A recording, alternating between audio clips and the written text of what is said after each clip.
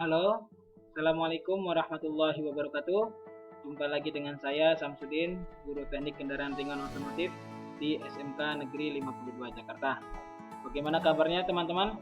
Semoga dalam keadaan sehat selalu ya. Nah, pada video kali ini kita akan membahas mata pelajaran pemeliharaan mesin kendaraan ringan. Khususnya kita akan membahas tentang mekanisme katup. Nah, kita langsung saja ke materi.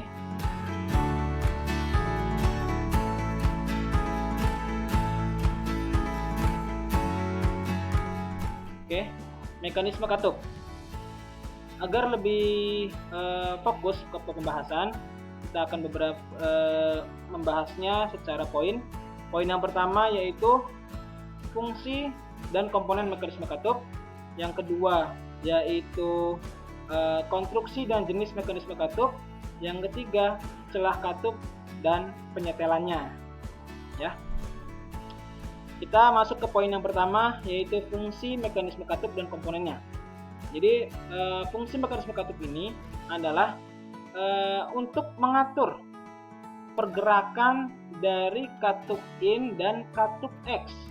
Ya, mengatur pergerakan katup in sebagai pintu masuk dari gas baru, yaitu campuran bahan bakar dan udara. Kemudian mengatur pergerakan katup X yaitu pembuangan gas sisa pembakaran. Jadi yang mengatur katup in dan katup X itu adalah mekanisme katup. Nah, letak dari mekanisme katup ini adanya di head cylinder ya, atau kepala silinder. Komponennya ada apa saja? Komponen utamanya ya, kita akan bahas satu-satu. Yang pertama di sini yang Bapak tunjuk adalah katup. Ya, ini katupnya. Ini batang katup. Kemudian di sini ada pegas katupnya. Kemudian di sini ada rocker arm ya, atau tuas penumbuk. Kemudian di sini ada push rod. Di sini ada lifter dan di sini ada poros cam ya, atau camshaft. Nah, itu fungsi dan komponen mekanisme katup. Ya, lanjut kita ke poin yang kedua yaitu mekanisme katup secara konstruksi dan jenisnya. Jenis yang pertama ya, berdasarkan konstruksinya yaitu side valve ya, katup di samping, poros camnya di bawah. Nah, di sini terlihat poros camnya letaknya di bawah ya, camshaftnya di bawah, dan katupnya adanya di samping piston ya. Ini katupnya adanya di samping piston. Karakter untuk jenis ini adalah konstruksi mesinnya sederhana, tetapi ya mesinnya juga pendek ya, karena head silindernya itu tidak terlalu tebal ya, karena ini di samping mekanisme katupnya. Kemudian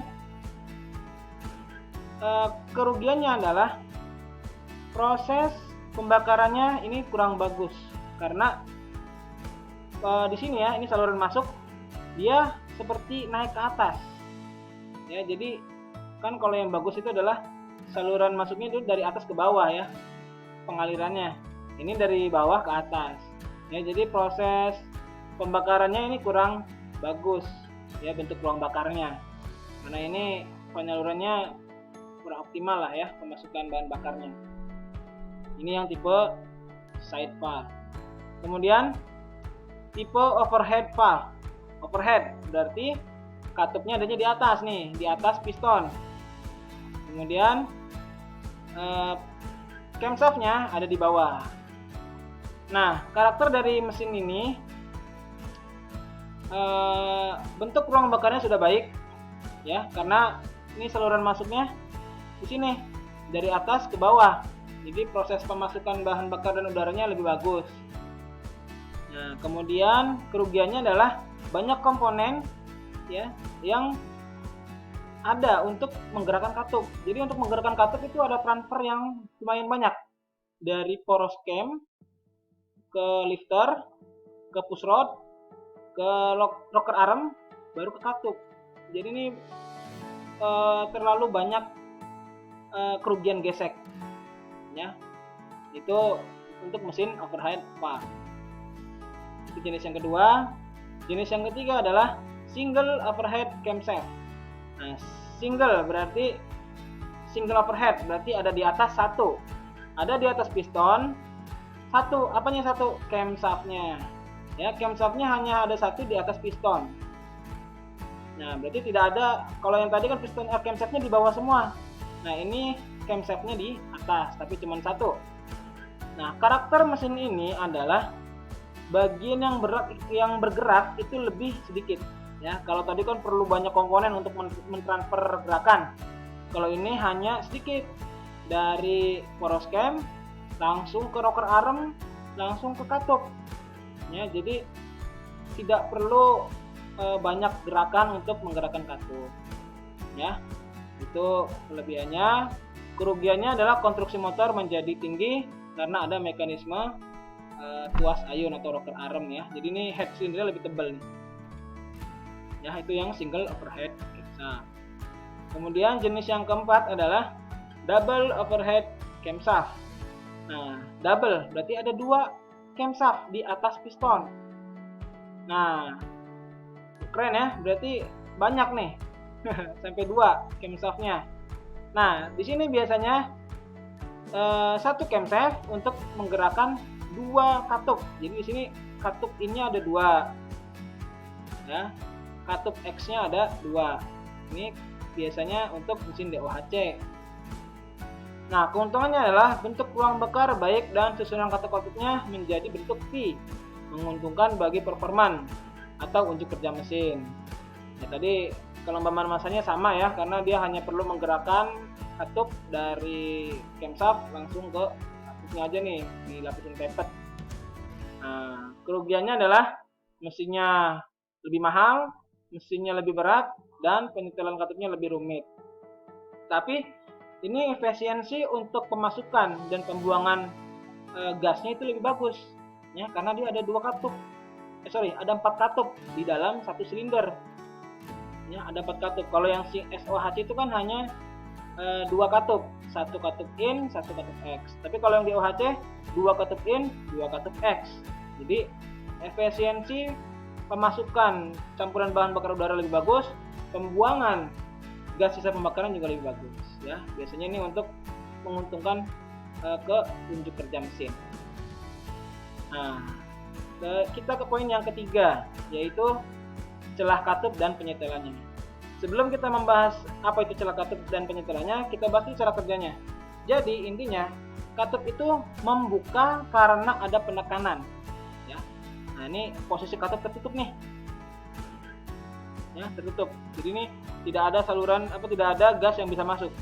Nah, posisi terbukanya adalah ketika ini tertekan. Jadi ini katupnya bergerak ke bawah sehingga ada pintu atau saluran yang terbuka. Nah, ini digerakannya, kalau yang ini model OHV, digerakannya oleh rocker arm yang didorong oleh push rod oleh camshaft. Ya, jadi dia terbukanya didorong. Nah, di sini lanjut ke celah katup, ada celah. Ya. Ini disengaja untuk ada fungsinya ya, yaitu menutup dengan sempurna. Ya, supaya katup ini menutup dengan sempurna. Karena didorong oleh pegas. Ya. Jadi kalau misalkan di sini tidak ada celah, ini katup tidak bisa menutup dengan sempurna. Ya. Nah, kenapa perlu disetel? Ini pertanyaan yang berikutnya adalah mengapa celah katup perlu disetel? Ya, karena di sini adalah mekanisme yang terus bergerak ya.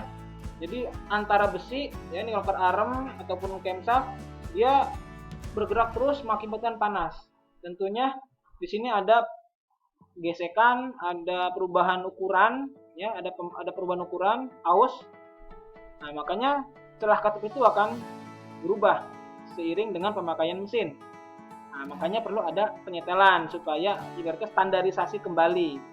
Biasanya setiap 20.000 km itu perlu disetel. Nah, kalau misalkan tidak disetel, pasti ada efek ya, ada akibatnya. Apa akibatnya? Nah, jika celah terlalu besar, efeknya adalah ini. Ya. Ya, Ya, efeknya adalah ini. Penggerak katup berisik.